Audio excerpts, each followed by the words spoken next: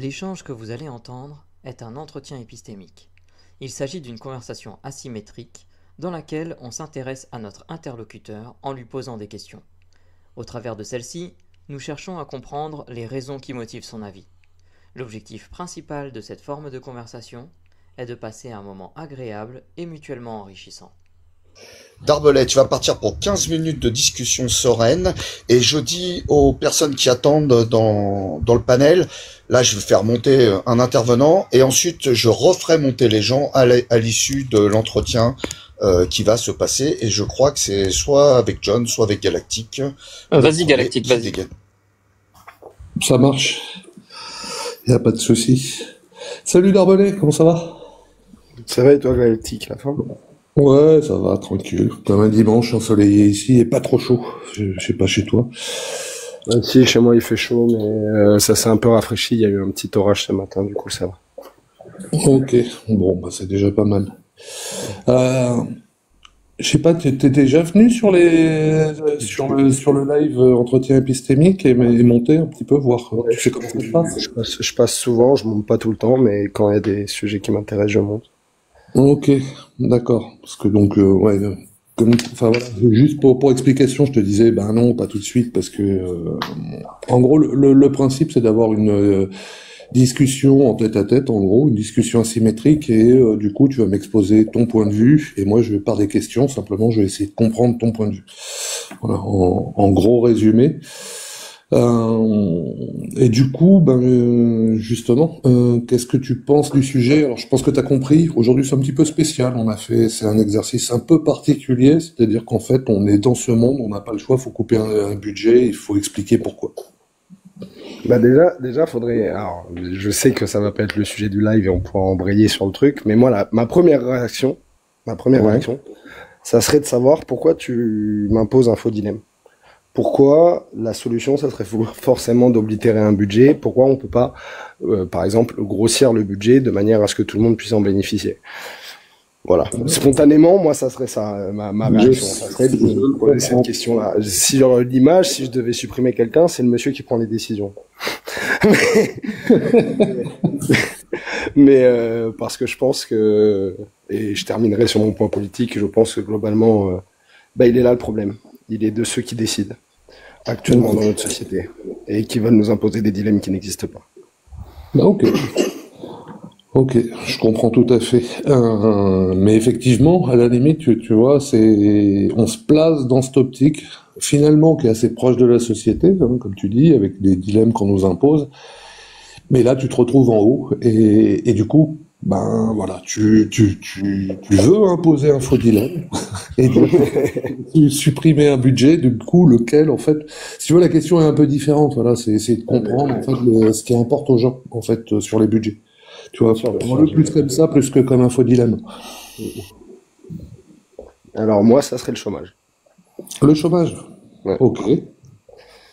Et du coup, première question déjà, pourquoi le chômage et enfin, à combien t'es sûr que ça serait le premier budget qu'il faudrait couper? Est-ce que c'est plutôt 0% non, c'est nul, il faut pas le couper, ou 100% oui, il faut absolument le couper, puis 50-50, ouais, mon cœur balance. Moi, vu qu'il faut en couper un, Ouais, pas le choix, du coup c'est 100%. Faut couper celui-là et pas les autres. d'accord. Et pourquoi celui-là et pas les autres? Tu vas trouver ma réponse un peu ramassée, mais parce que je pense que que le système trouvera une solution pour le remplacer mécaniquement. C'est-à-dire que s'il y a beaucoup trop de gens qui ne travaillent pas et qui donc n'ont pas de salaire, il y a moins de consommateurs et tout un pan de l'économie qui va s'effondrer et l'économie ne peut pas s'effondrer. Donc elle trouvera les solutions pour permettre que les consommateurs restent des consommateurs et ne deviennent pas des inactifs sans allocation. Ok. Ok, intéressant. Et du coup, si tu supprimes le système du chômage et que tu dis le système va retrouver des solutions, en plus il y a des pays, tous les pays n'ayant pas le chômage, je me dis que tu as peut-être une idée de comment ça pourrait se concrétiser, justement. Ça va forcément se concrétiser dans un premier temps dans le système actuel comme dans les pays qui n'ont pas le chômage par une classe précaire qui acceptera tout pour travailler. D'accord. Et du coup, une baisse des droits de ces derniers. Et voilà. Ça se traduira par un système plus dur. Mais à côté de ça, si je prends un point de vue un peu objectif et qui prend pas trop compte des réalités sociales et de tout à chacun, je dirais qu'il y a quand même un certain nombre de secteurs d'activité, notamment celui dans lequel je travaille, la restauration par exemple, qui manquent de main-d'œuvre. Maintenant, personnellement, je demanderai jamais à quelqu'un qui a fait 8 ans d'études de venir faire la plonge dans mon restaurant. Mais si je dois choisir... D'accord. Donc tu penses en fait qu'il y a des... Si je résume ce que j'ai compris, tu me corrigeras. En gros, donc on pourrait supprimer le chômage. Si on supprime le chômage, et le système va avoir besoin de trouver des solutions pour s'équilibrer. Et du coup, en fait, ça va augmenter la classe des précaires. Il va y avoir une chute des droits, mais du coup, par contre, en fait, des emplois qui ne sont non pourvus vont permettre de combler. Et du coup, est-ce qu'il n'y aura plus de chômeurs? Est-ce qu'il y a suffisamment d'emplois pour le nombre de chômeurs? Comment ça se passe en fait? Je pense que non, il n'y aura pas. Vraisemblablement, actuellement, on nous dit qu'il n'y aura pas assez d'emplois par rapport au nombre de chômeurs. Ouais. On peut se poser, donc moi je me passe d'un point de vue du coup libertaire, on peut se poser la question de quelle est la part parmi ceux qui sont au chômage veulent vraiment travailler, et du coup de le retirer, ça règle la question tout de suite parce qu'ils n'auront plus le choix. Et ensuite, si on considère que tous les autres secteurs sont gardés, l'éducation, etc., on peut imaginer aussi des ressources comme l'entrepreneuriat ou la création de nouveaux emplois. Il y a tout un pan philosophique qui estime que l'assistance sociale, le fait d'aider socialement, c'est acheter quelque part la docilité des gens et leur capacité à s'autogérer, à être autonome. D'accord. Est-ce que ça, moi, je ne pense pas que ce soit une réalité. Je pense qu'il y a des tenants et aboutissants sociaux qui existent et qui font cette situation du chômage. Mais vu que je suis placé dans un dilemme et que je dois choisir, d'après moi, tous les autres sont beaucoup plus importants, en fait. Au final, on peut avoir un discours en disant écoutez, remontez-vous les manches et trouvez du boulot. Point. D'accord. Et on ne touchera pas au reste. Ok, je comprends, ouais, c'est intéressant. Et effectivement, comme tu dis, de toute façon, voilà, t'es de facto dans un sujet, voilà. Mais comme tu dis, tu verrais d'autres choses. Mais du coup, est-ce que ce système, est-ce que tu vois des pays où on pourrait penser que c'est à peu près le système avec justement pas de chômage, pas d'allocation chômage, parce que je pense que c'est de ça dont on parle. Est-ce que tu vois des pays dans le monde où ça existe déjà? Alors oui, moi, j'en ai même visité des pays où ça existe. Il y a même des pays où il est censé exister, mais où les gens ne le perçoivent juste pas. Je pense à l'Afrique noire, à l'Afrique subsaharienne. Il y a, par exemple, moi mes beaux-parents sont congolais, ils sont à la retraite depuis 4 ans, ils n'ont jamais perçu leur allocation retraite. Et la retraite est dans la loi, ils ont cotisé toute leur vie et ils n'ont jamais rien touché. Et donc oui, ça existe. Maintenant, moi, quand j'ai vu ces pays-là, il y a quelque chose qui existe dans ces pays-là qui s'est quand même vachement perdu en France. Et je pense que dans des situations précaires, c'est quelque chose qui est rené. C'est le tissu social, les rapports humains, qui sont vachement plus forts. C'est pas tellement concevable dans une famille congolaise de laisser quelqu'un mourir de faim, être à la rue, quelqu'un de ta famille être à la rue, sans aide, c'est vraiment, il y en a, mais la plupart du temps, ceux que tu vois à la rue, c'est des orphelins, c'est justement des gens qui n'ont pas de famille. Mais je pense que quoi qu'il arrive, c'est pour ça que je te dis que quoi qu'il arrive, si tu retires le chômage, je pense que le système, alors je pense pas forcément au système économique, hein, je pense aussi au système social. Je pense que machinalement, notre société trouvera d'autres solutions pour compenser ça. Soit drastique, très dur, et on tendra vers une société plus libérale à l'américaine, même si je rappelle que aux États-Unis, il y a des allocations, hein, il y a l'équivalent d'un RSA, même si c'est beaucoup moindre et que la société est plus rigoureuse, plus dure, il y a quand même des aides sociales. Et il y a aussi une philanthropie qui n'est pas à négliger aux États-Unis. Il y a toute une partie d'aides privées, selon où on habite, donc, qui est très variable, mais qui existe aussi. Donc je pense que le système trouverait des solutions pour compenser ça. Ok. Ok, intéressant. Et du coup, dans tout ce que tu m'as dit, là, il y a quelque chose, en fait, voilà, tu disais que tu voulais absolument, enfin, les autres, et le budget était beaucoup plus important. Tu as cité l'éducation, par exemple. Et le fait d'avoir un système où, en fait, il n'y a pas de chômage, d'allocation chômage, et du coup, est-ce que ça pourrait avoir un impact sur d'autres budgets? Par exemple, sur celui de l'éducation ou des choses comme ça, est-ce que tu vois des possibilités là-dessus? Je pense pas. Je pense que, honnêtement, en fait, ça serait contre-productif, quoi qu'il arrive, de faire le choix qui est imposé. Okay. C'est-à-dire que, mécaniquement, si, par exemple, admettons, t'enlèves le chômage, d'accord? Tu vas avoir plein de parents qui, aujourd'hui, bénéficient de l'allocation chômage aussi pour éduquer leurs enfants. Et de toutes les aides qui vont à côté, hein, parce que je rappelle qu'il y a souvent des aides liées aux APL, etc., qui sont facteurs de vos revenus, qui ne les auront plus.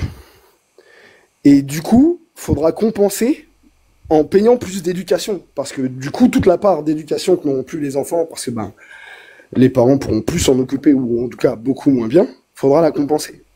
C'est-à-dire ? C'est-à-dire, imaginez, par exemple, des heures d'études non payées, gratuites. Imaginez peut-être plus de professeurs, plus d'encadrement dans les rues, plus d'encadrement à la sortie d'école. Tu seras mécaniquement... Et si tu le fais pas, si tu décides que parce que tu retires le chômage, faut pas faire les compensations qui vont à côté, là, il y aura des dommages collatéraux, inévitablement. On sait ce que ça donne des gamins non éduqués. Ouais, oui, tout à fait. Voilà. Et c'est pas souhaitable pour notre société. La preuve en est aujourd'hui. Tout le monde a envie de trouver toutes les raisons du monde aux incivismes de notre jeunesse. La seule réalité, c'est que l'éducation nationale n'a pas les moyens de les éduquer et de les éduquer, en tout cas, à la vie en société. Et c'est pour ça qu'on a vu ce genre d'incivilité.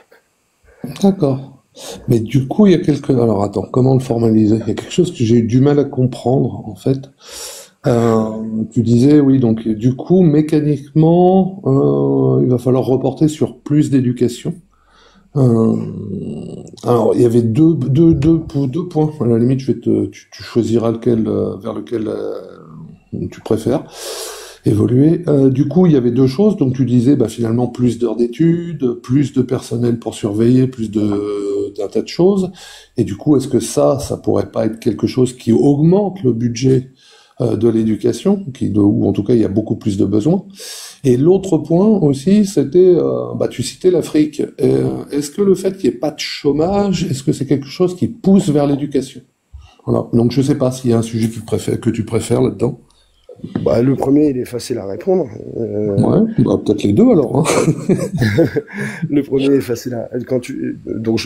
T'as dit... excuse-moi, repose la première question.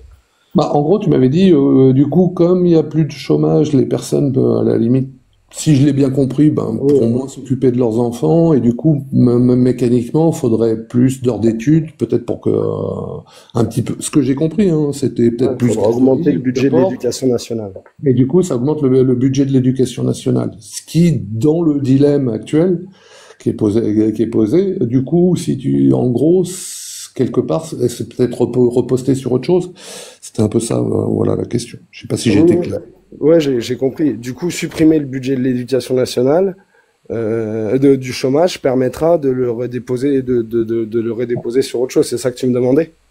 Ah, c'est pas permettra, en fait, c'est que là, tu es dans le dilemme où, de toute façon, faut diminuer les budgets. Donc, t'as pas forcément, justement, t'as pas l'argent pour augmenter le budget de l'éducation nationale. Ah, du coup, mais le truc, c'est que à ce moment-là, on supprime le budget du chômage et on n'augmente pas l'éducation nationale. Mais si tu n'augmentes pas l'éducation nationale et que tu supprimes le chômage, tu peux être sûr qu'il va y avoir une plus grande prolifération d'effets relatifs à la précarité et à une certaine misère sociale. C'est quelque chose qui est décrit depuis longtemps et un mécanisme qu'on connaît depuis longtemps. Donc, pour moi, en fait, Là, dans ce que tu me dis, en fait, ça rejoint, je pense, la deuxième question, enfin, que j'avais, ou peut-être pas, mais tu vois, je te disais, est-ce que justement le fait de ne pas avoir de chômage en Afrique, de ne pas toucher, même t'avais cité les retraites ou n'importe, est-ce que ça pousse vraiment vers l'éducation? Non, c'est l'inverse. Là, en l'occurrence, dans ces pays-là, où le budget pour la peine il est mangé, c'est pas une question de vouloir de restrictions budgétaires, c'est vraiment que le budget est mangé. Peut-être aussi dans nos pays, hein, d'ailleurs. Non, on le sait. On le sait très bien que plus de précarité et rien qui change au niveau de l'éducation et dans le scénario que tu décris, vraisemblablement moins de moyens parce que plus d'élèves. C'est le contraire, hein. C'est tout simplement plus de délinquance, plus de précarité galopante, plus aussi de maladies,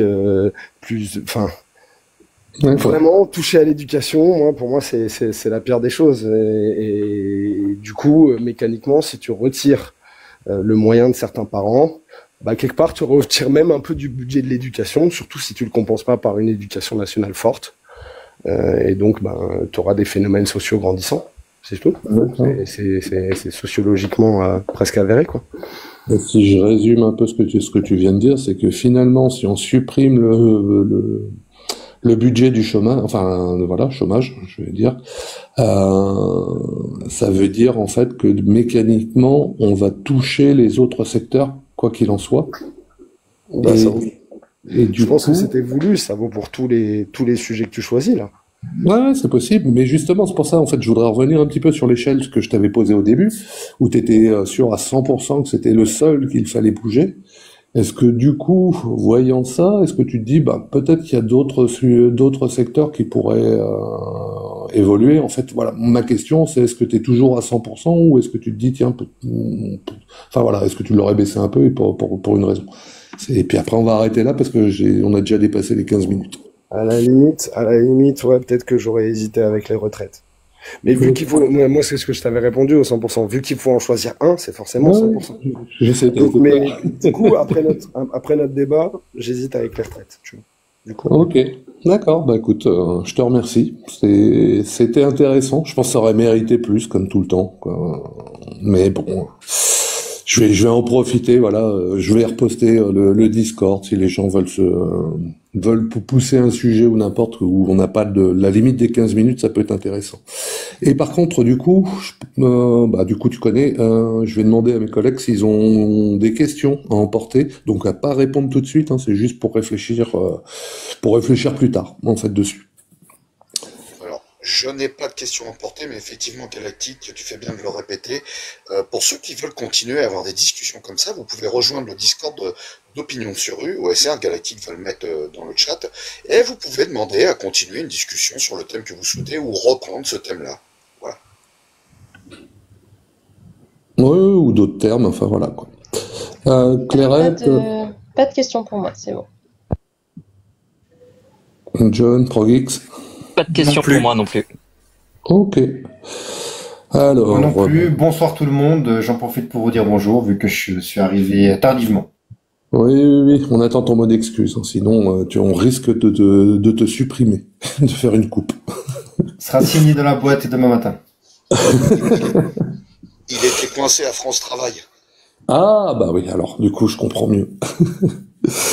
Ok, merci en tout cas encore d'Arbelet pour cet échange. Je te remercie déjà d'avoir joué le jeu, vraiment. Et du coup, de ton côté, comment ça s'est passé? Est-ce que t'as trouvé ça intéressant? Est-ce que tu vois d'autres questions que j'aurais pu te poser? Enfin, des choses comme ça. Non, moi j'ai bien aimé l'angle que t'as pris, comme d'habitude. J'aime bien j'aime bien deux choses dans les entretiens épistémiques, c'est ça? C'est, la brièveté. Justement, ça dure 15 minutes, il y a un côté contre la montre. Et c'est pour ça que je vais pas aller sur le Discord, moi, pour continuer à débattre de ça. Peut-être d'autres choses, j'irai sur le Discord, je vais le rajouter à mon Discord, bien sûr, mais pas pour continuer à débattre de ce sujet, parce que je trouve que ça fait partie du charme de ces entretiens. C'est quand ça se termine, et tu restes avec des réflexions, et c'est ça qui est très très agréable, je trouve, à ces entretiens. Et du coup, non, moi j'ai trouvé que tu posais les bonnes questions, surtout que votre exercice, de votre côté, moi je le trouve pas évident du tout, de trouver les bonnes questions au bon moment et de faire en sorte que l'interaction continue sans pour autant trop s'éterniser. Donc, moi j'ai trouvé ça très bien, comme d'hab. Bah écoute, c'est super. J'espère que du coup, voilà, peut-être pas sur le Discord. J'ai envoyé le Discord juste pour info, je profite pour faire un peu de pub. Donc, d'opinion sur rue, et j'ai mis aussi la chaîne d'opinion sur rue où il y a des entretiens épistémiques et un tas de choses qui se passent dessus. Donc voilà, si les gens sont intéressés, peuvent aller voir d'autres entretiens peuvent être plus longs ou de la même durée, et d'autres modes comme le Spectrum par exemple. Voilà. Bah écoute, merci encore Darbelé. Je pense que de toute façon on se recroisera. Je crois qu'on a un gros sujet en commun.